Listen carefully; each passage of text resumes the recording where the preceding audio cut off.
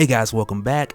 So now getting back into more talk about Joker War, to where at this point we jump into roughly the beginning of that 3-day window after Batman had his run-in with Punchline, which put him down for a bit after getting a whiff of that Rogues Gallery toxin cocktail. But what we come to find out is during that time the Joker had actually paid another visit to Barbara Gordon, and his reason for doing this is actually much more than just making her relive the worst day of her life. So let's get into it. But first, if you're new to the channel, be sure to subscribe to catch the spills every week. And don't forget to hit that bell up top so we can squat up in the comments for the first hour.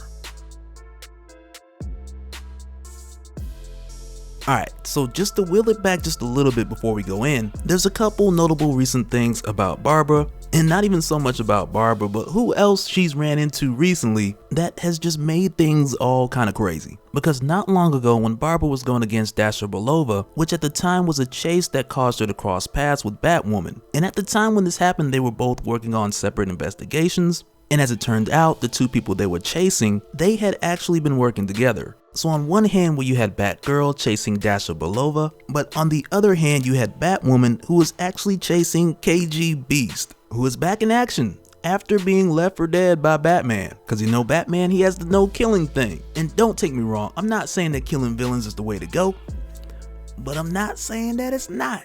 But eventually both Batgirl and Batwoman were able to stop them, which at this point in time now puts KG Beast behind bars. But then about a week after that, we then see that Barbara's reconnected with a former love interest, Detective Jason Bard. And at this time, she's kind of gone back and forth with the idea of if the two of them should start dating again, because really, like, there's no question, within her heart of hearts, she's in love with Dick Grayson, but with Dick Grayson being Rick Grayson at the moment, and also having like this whole nother life and a whole nother girlfriend. It kind of created this scenario for Barbara where she would continue to check on Rick and also look out for him, but at the same time still kind of make these steps of moving on herself, which then results with her giving Jason Bard another shot.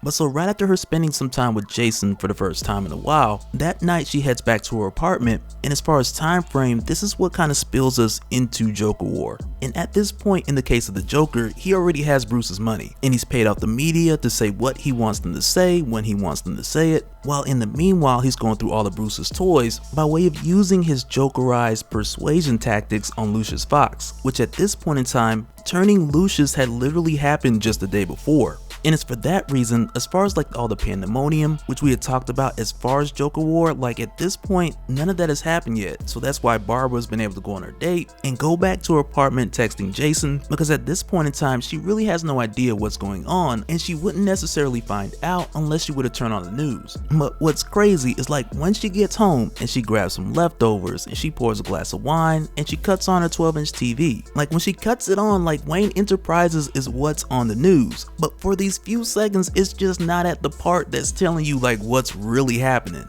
But at this point, as she's getting settled in, she then notices the smell of rotten flowers, but also that her coffee table is a bit off-centered from where it's supposed to be, which she then kind of reaches and measures as it comes to her that not only someone's in her home, but also who's in her home and exactly where he's standing. To whom of course we know is the Joker. And for Barbara, like when she sees this, she just reacts. And initially when she sees him in her home, she thinks it's a dream, because for her out of nowhere the Joker has come back to her home. And for her, like in her mind, there's a number of feelings racing around right now. And I'm pretty sure everyone's familiar with the Killing Joke. Like either you've read the comic or you've seen the animated film, to where at the time the Joker came to her doorstep and shot Barbara, leaving her paralyzed while taking her father. But this time around, though terrified, Barbara goes on the offense early, but as to be expected, the Joker had came here prepared, and with doing so he had brought a remote, compliments of Lucius, that is connected to the chip in her back that's been allowing her to walk since her injury. And after taking a few good hits directly to the face, he eventually then uses this remote to overcharge the chip in Barbara's back to stun her and immobilize her. And for a little while he's kind of going through her stuff and taunting her and playing a bit of a mind game before he really gets to why he's there. And he's tossing books off of her shelf like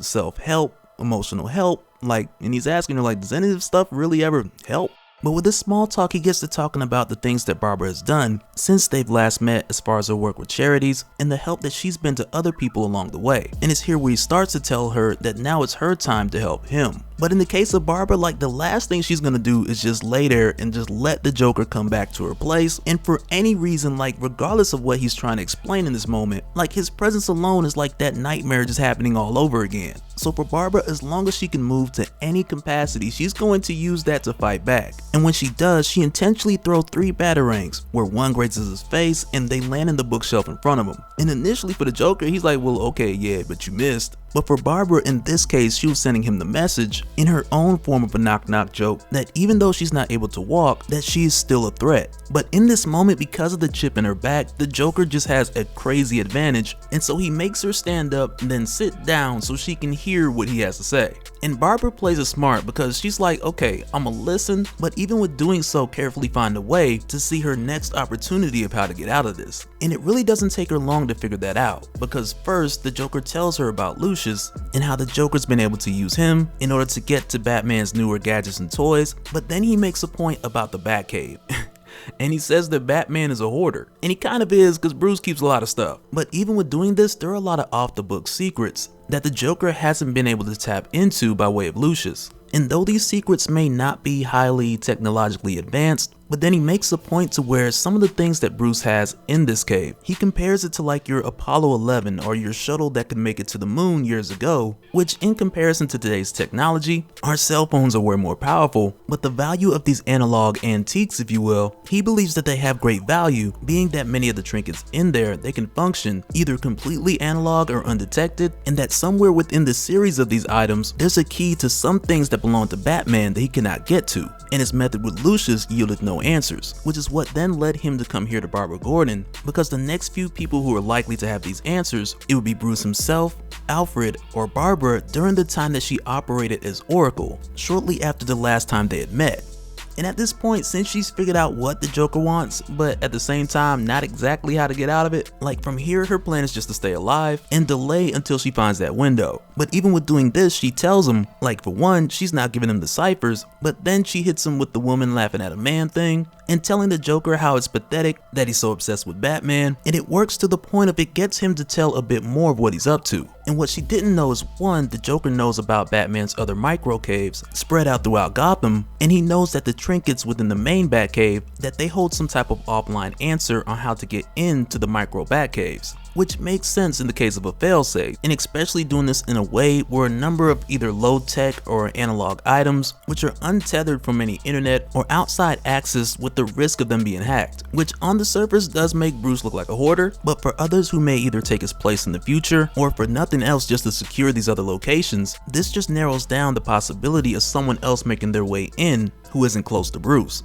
And when he takes her to the roof, she tells him like those items are a puzzle wrapped within a riddle, and to crack those codes you would then have access to everything that Batman has. And in the past 30 years, no one has hacked those 4 codes, and for anyone to figure that out, it would just be impossible. And when she says that, the Joker sends off a text, but we don't know to who, and he tells Barbara that anything is possible, because after all, look what he's done in the past few days. But it's here where he tells her that he's going to take her back to the Batcave and she's going to help him and likely someone else crack this cipher.